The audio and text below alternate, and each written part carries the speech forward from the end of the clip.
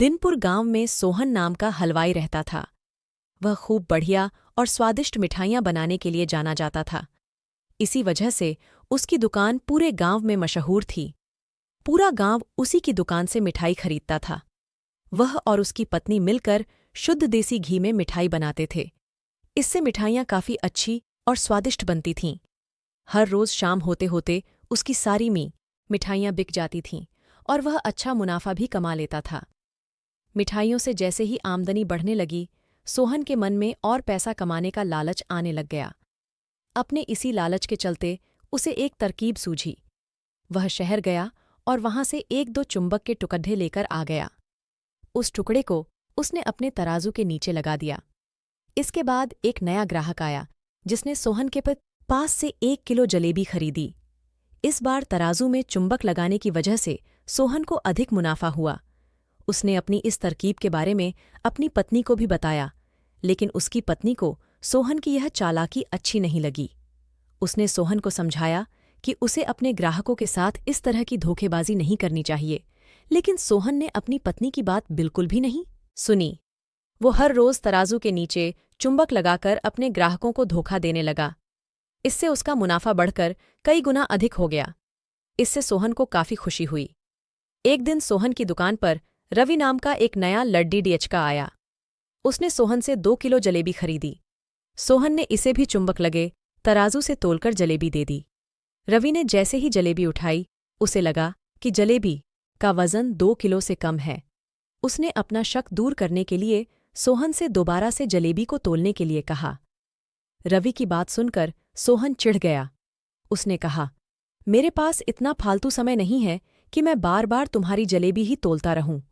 इतना कहकर उसने रवि को वहां से जाने के लिए कह दिया।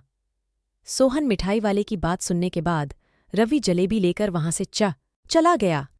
वह एक दूसरी दुकान पर गया और वहां बैठे मिठाई वाले से अपनी जलेबी तोलने के लिए कहा। जब दूसरे दुकानदार ने जलेबी तोली तो जलेबी सिर्फ 1.5 किलो ही निकली। अब उसका शक यकीन में बदल गया था।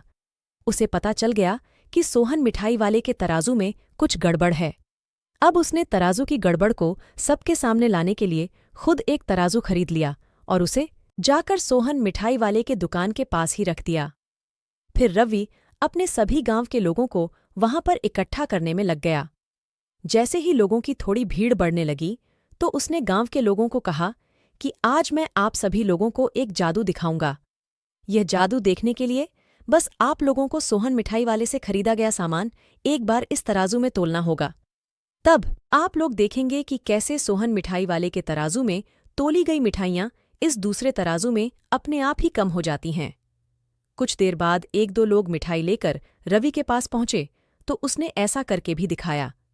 इसके बाद सोहन के दुकान से जिसने भी मिठाई खरीदी थी, सभी ने रवि के तराजू में तोलकर देखा तो सबकी मिठाइयाँ 250 ग्राम से लेकर आधा किलो तक कम निकली।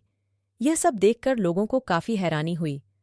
अपनी दुकान के पास ही यह सब होता देख सोहन मिठाई वाला रवि से झगड़ा करने लगा। उसने लोगों को बताया कि रवि यह सब नाटक कर रहा है। अपनी बात को सही साबित करने के लिए रवि सीधे सोहन मिठाई वाले का तराजू लेकर आया और तराजू में लगा चुंबक निकालकर सबको दिखाने लगा। यह देखकर गांव वालों को बहुत गुस्सा आया। सबने मिलकर उस लालची मिठाई वाले को खूब मारा।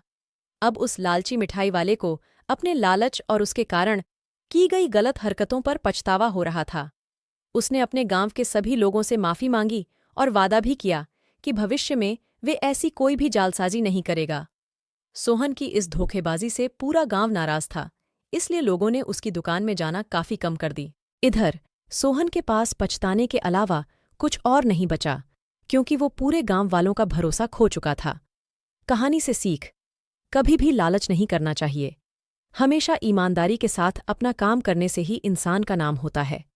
लालच के चलते भले ही कुछ समय के लिए अच्छा फायदा हो, लेकिन इससे इज्जत और आत्मसम्मान दोनों कम हो जाते हैं।